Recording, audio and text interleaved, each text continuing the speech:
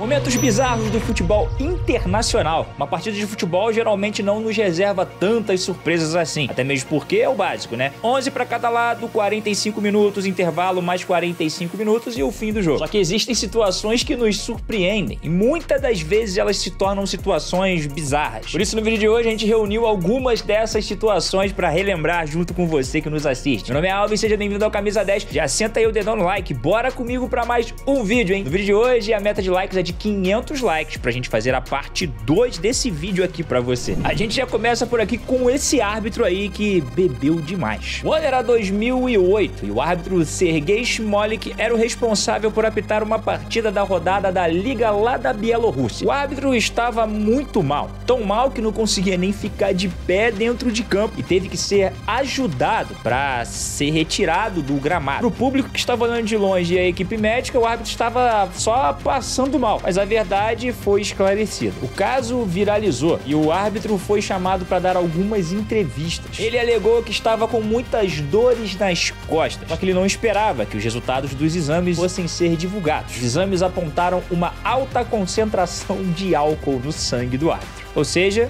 bebeu demais, né? E pra continuar nas loucuras clássicas do futebol, a gente tem Cantona contra um torcedor. Se um dia você for contar histórias sobre problemas entre jogadores e torcedores e essa história não estiver, o seu relato está incompleto. Resumindo, em 1995, o francês Eric Cantona, que era do Manchester United, deu uma voadora em um torcedor do Crystal Palace. Cantona fez uma falta e acabou sendo expulso. No caminho para sair do campo, um torcedor do Crystal Palace começou a ofender Cantona e também a mãe de Cantona. Ele não se segurou e partiu pra cima do torcedor. Continuando, temos Hazard descontrolado, hein? O ano era 2013 e estava rolando a semifinal da Copa da Liga Inglesa. Hazard na época ainda era atleta do Chelsea, acabou perdendo a cabeça. Nos minutos finais da partida contra o Swansea City, o Gandula ficou fazendo a famosa cera. Pegava a bola, não queria entregar para os jogadores do Chelsea, aquela coisa toda que você já sabe que é comum no futebol. Hazard perdeu o controle e partiu para cima do Gandula de 17 anos. Charlie Morgan ficou no chão e Hazard foi expulso pelo juiz. Depois do tempo, o jogador se desculpou e o Gandula não prestou queixa nenhuma contra Hazard. A próxima por aqui é clássica e você que ama futebol com certeza conhece. A cabeçada de Zidane em Materazzi. Muito provavelmente essa foi uma das cenas mais bizarras da história da Copa do Mundo. Durante a final da Copa do Mundo de 2006, Zidane deu a cabeçada do zagueiro da Itália, Materazzi. Zizou foi expulso e ainda viu a França perder o título nos pênaltis. Além disso, essa era a partida de despedida de Zidane dos gramados. Ele ia se aposentar depois desse jogo. Duas opções: ou fechar com chave de ouro e ganhar a Copa do Mundo, ou fazer isso, né?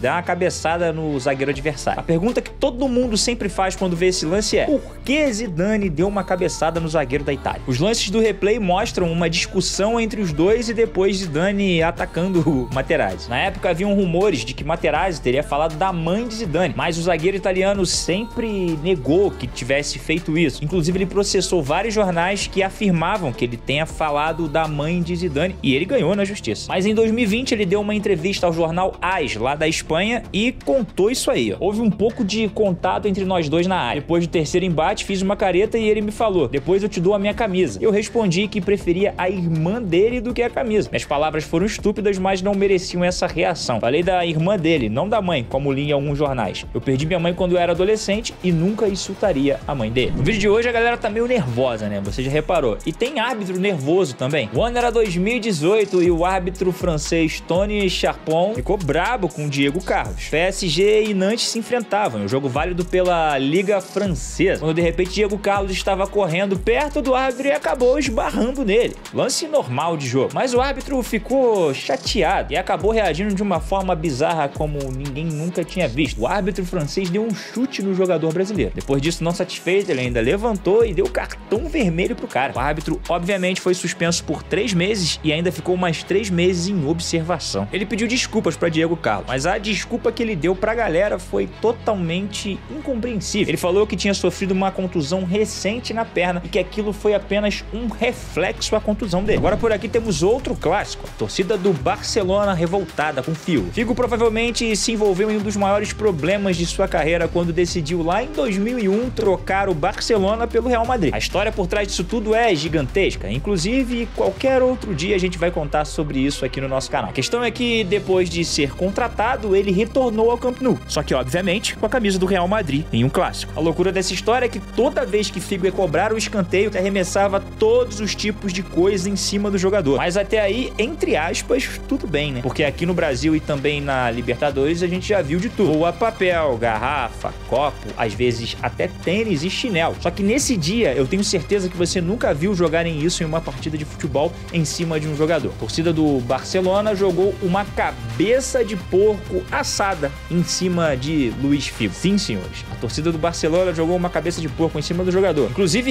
esse ano, uma marca de delivery convidou Luís Figo para fazer uma ação publicitária lá na Europa. Eles aproveitaram essa situação que aconteceu e colocaram isso na propaganda. No comercial, o jogador pede um prato com a cabeça de porco para comer e ele ainda fala que é um dos pratos favoritos dele. Lógico que se a gente tá falando de momentos bizarros do futebol, a gente não poderia esquecer de Luizito Soares, né? A Copa de 2014 aqui no Brasil nos trouxe momentos bem tristes, né? Mas também nos trouxe momentos constrangedores. Talvez momentos que seriam cômicos se não fossem momentos bizarros. Uruguai e Itália se enfrentavam e Soares simplesmente mordeu o ombro do zagueiro italiano Chiellini. Ele não foi expulso no jogo porque a arbitragem não viu, mas ele acabou sendo suspenso do resto da Copa do Mundo. Aquele jogo o Uruguai ganhou com um gol de Godin de 1-0. Só que essa não foi a única vez que Soares mordeu um adversário, não. Em 2010, com a camisa do Ajax, ele mordeu o atacante Bacau, lá do PSV. Em 2011, ele mordeu o Ivanovic, que era jogador do Chelsea, enquanto o Soares era jogador do Liverpool. A verdade é que alguém precisa dar um mordedor de presente para Soares, para ver se ele para com isso. Mas a verdade é que ele já tá no final da carreira,